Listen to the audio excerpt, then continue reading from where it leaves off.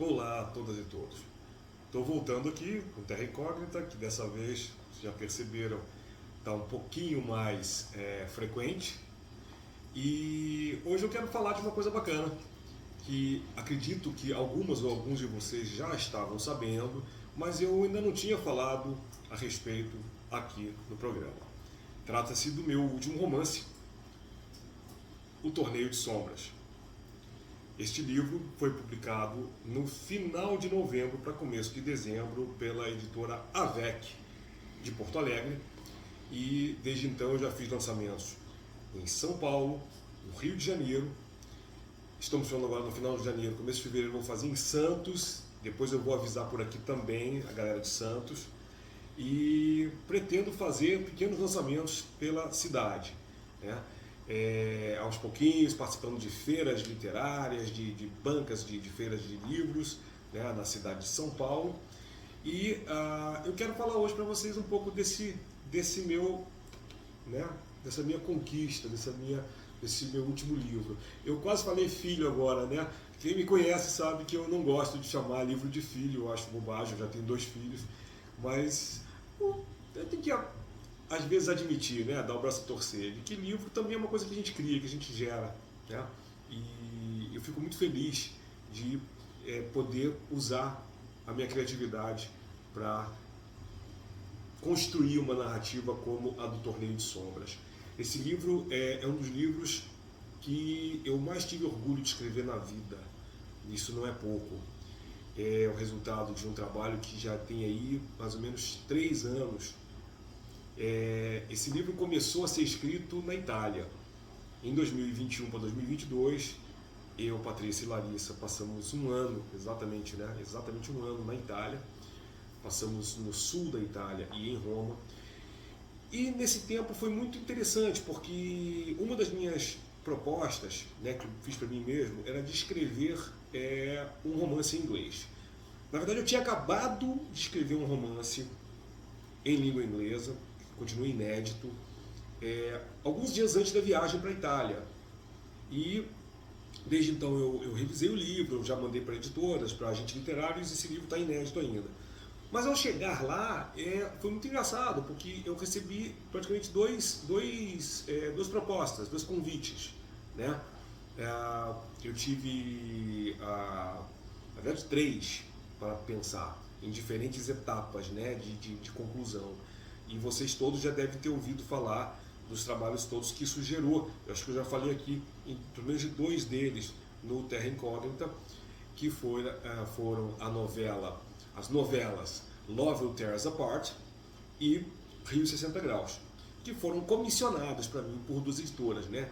Rio 60 Graus pela editora Draco, de São Paulo, e Love Will Tear Us Apart para uma editora, microeditora chamada O Boro Lopes, que está em hiato nesse momento. Os 2 editores me procuraram, me comissionaram, e assim, acho que foi a primeira vez em português, né, no Brasil, que eu recebi adiantamento para escrever novelas.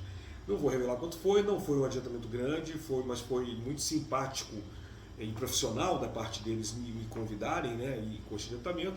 Então no tempo que eu fiquei na Itália, eu escrevi essas 2 novelas, e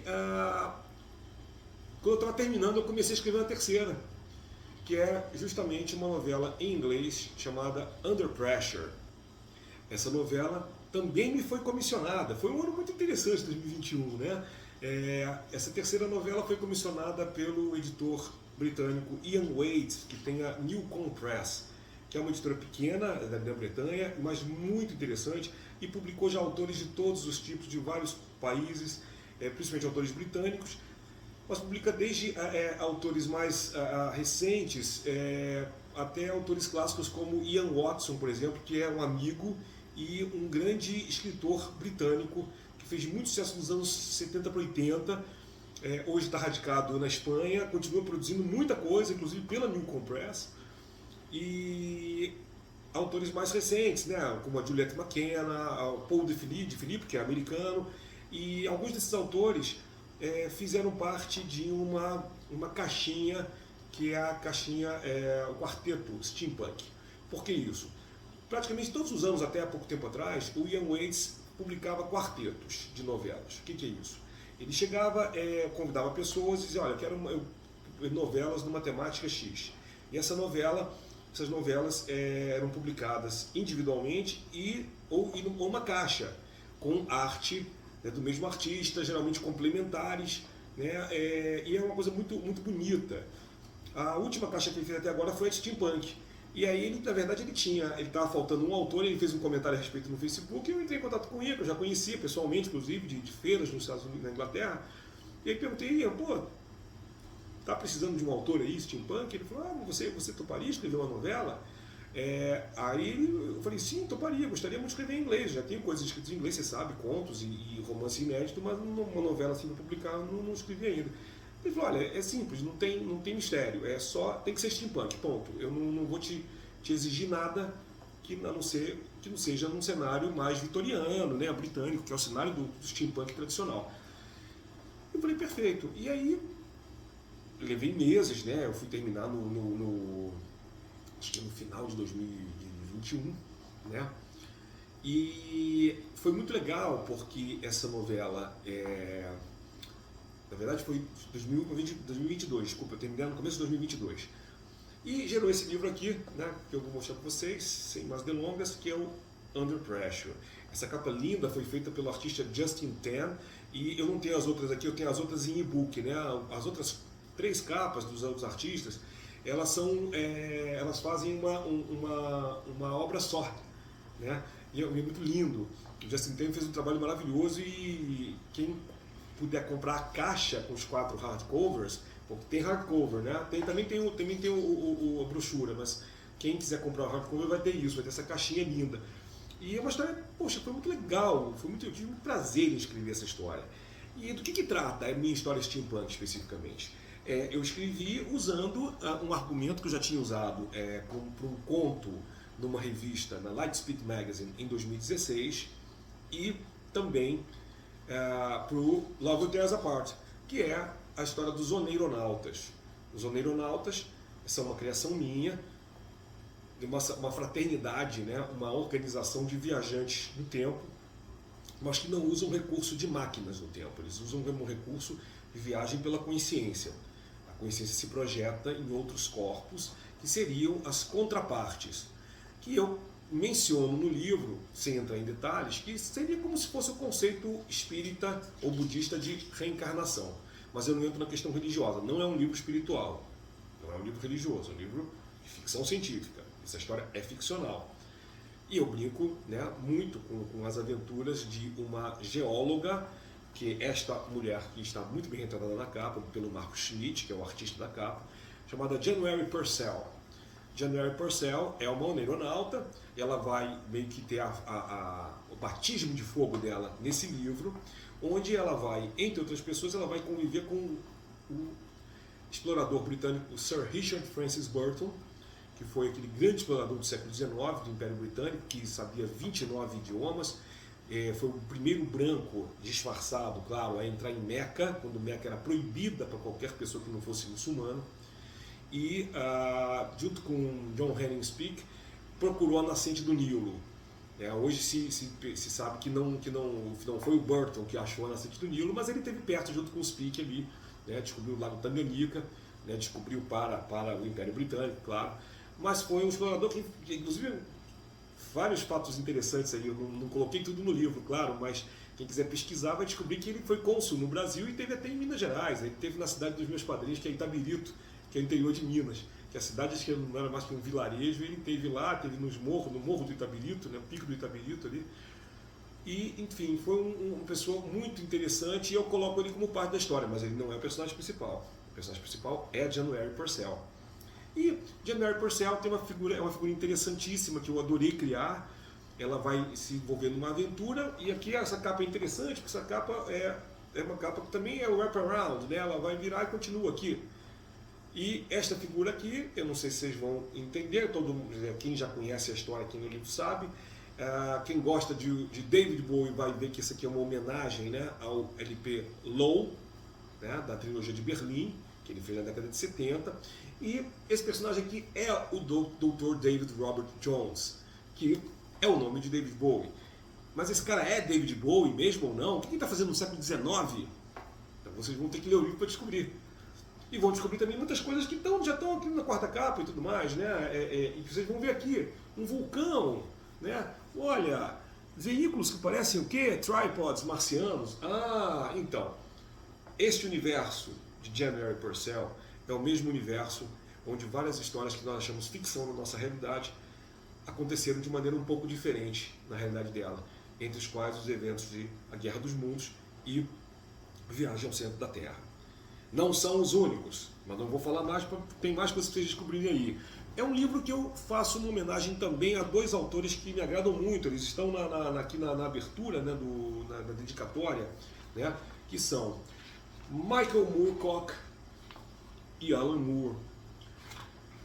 Michael Moorcock é o criador do conceito de multiverso como a gente conhece hoje. Todo mundo que gosta do multiverso da Marvel e tal deve saber que isso se originou, né, a palavra multiverso é uma palavra do século XIX criada pelo psicólogo William James e não tem nada a ver com universos paralelos, né? Tem a ver com projeções na mente das pessoas. E ele usou essa palavra na década de 60, 1960 e poucos.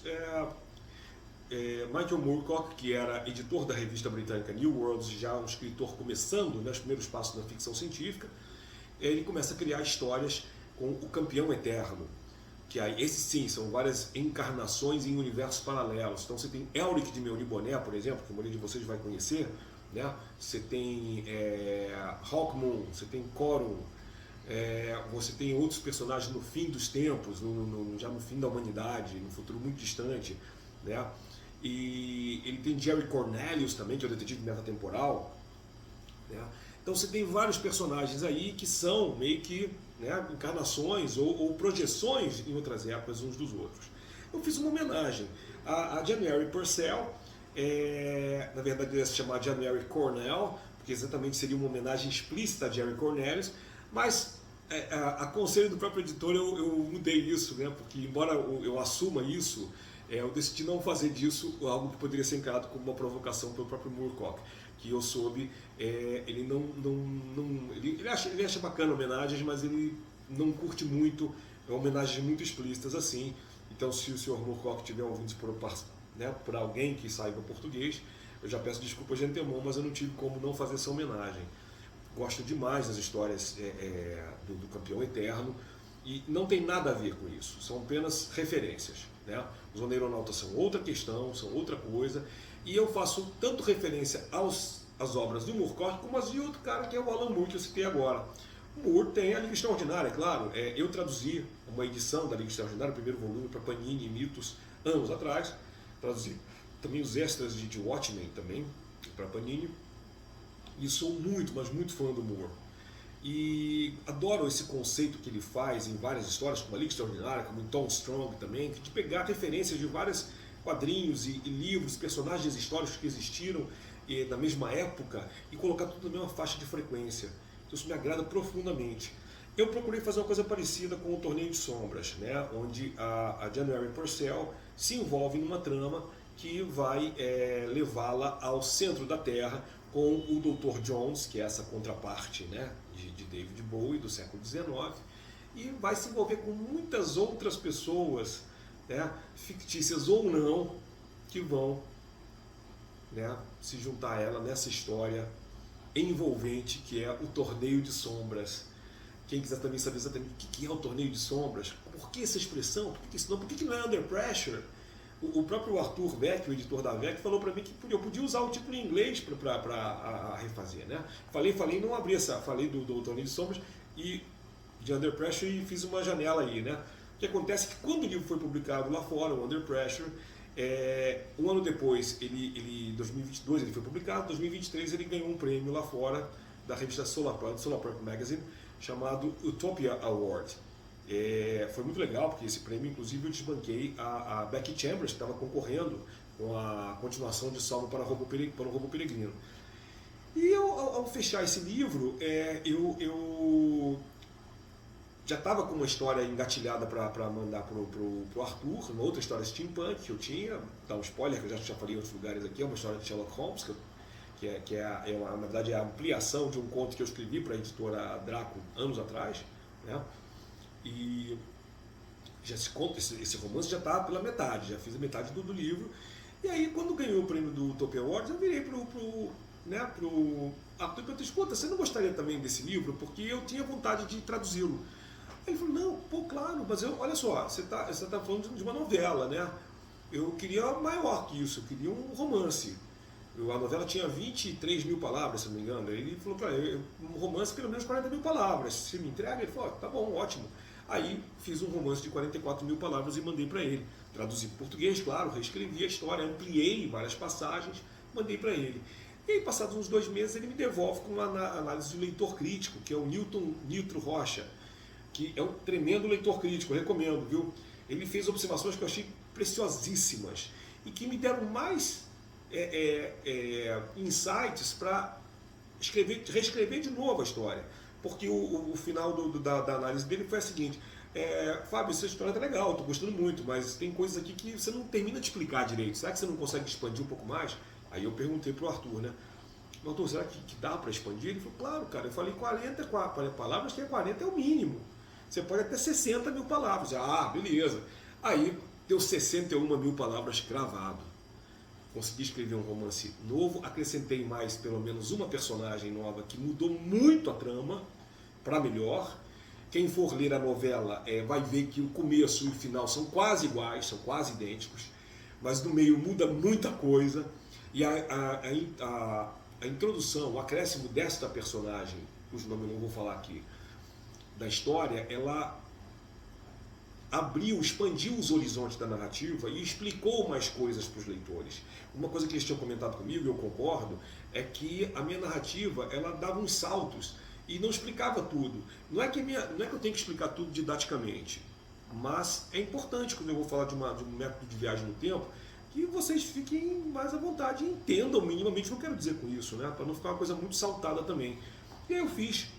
E olha, vou dizer para vocês, é muito legal trabalhar em equipe, tá? Eu já tinha ouvido muitos autores e autoras dizerem isso há tempos atrás, e eu ficava meio na dúvida: será que é verdade? Porque vocês sabem que existe uma frase do Gabriel Garcia Marques, que escritor, né, escrever é o ofício mais solitário do mundo. E é verdade. Quando você está escrevendo sozinho, sentado no seu computador, você é a pessoa mais solitária do mundo. Mas, em termos, né, solitário no plano real. No plano das ideias, você está cheio de gente ali conversando com você, dialogando com você, o que é maravilhoso. Mas quando o livro vai para a produção, é muito bacana saber que você pode contar com editores bons, com copies, com revisão, com leitores críticos, pessoas que te ajudam.